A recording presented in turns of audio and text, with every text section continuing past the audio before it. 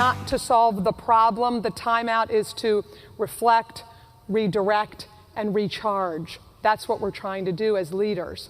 Reflect, redirect, and recharge.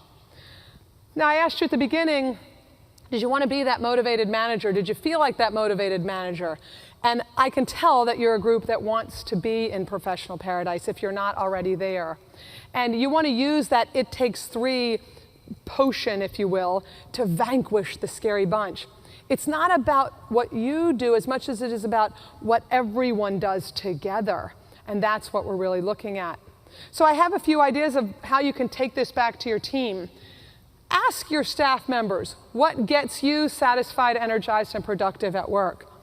You can ask people when you're rounding, and you do your usual rounding questions.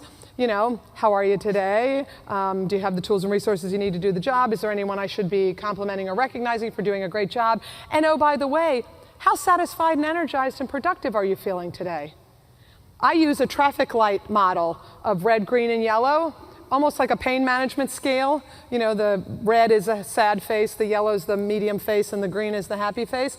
And when someone gives me an answer and it's not green, the next question is, what are you doing to get to green today? What are you doing to get to satisfied and energized?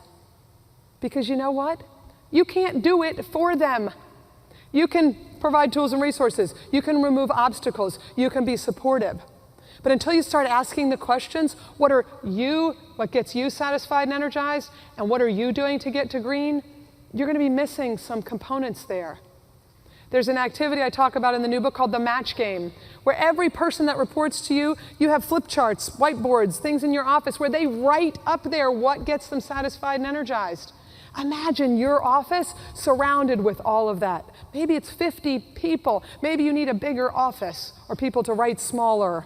But over the course of a quarter in one-on-one meetings, you get everyone to write that down. And then when you look at what the new projects are, the things that are going on, the unit councils, the different initiatives, and you can look around at this whole room of Chief Paradise Officer wishes and say, ooh, he would be good at that. She would be good at that.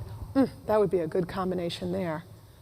It shares the accountability and responsibility. So ask yourself and ask your staff.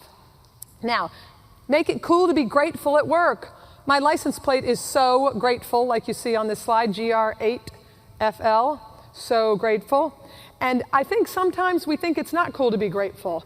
We think it's either too personal or it's like you're boasting. Because, you know, if you talk about things that are going great, you have to like knock on wood, right?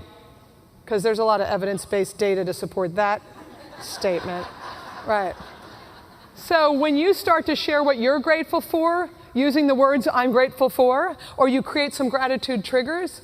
I had one ICU nurse and she brought a lei into work, the kind you buy at the dollar store.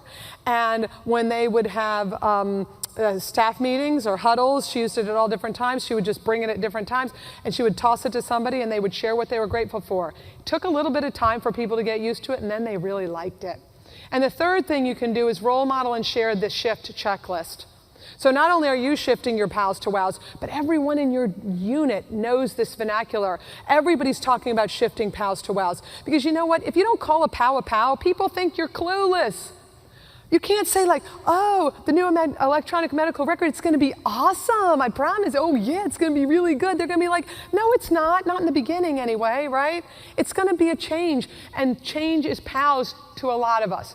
So if you call it a pow and you talk about how to shift it to a wow, with the shared ownership, then it makes a difference and people feel like,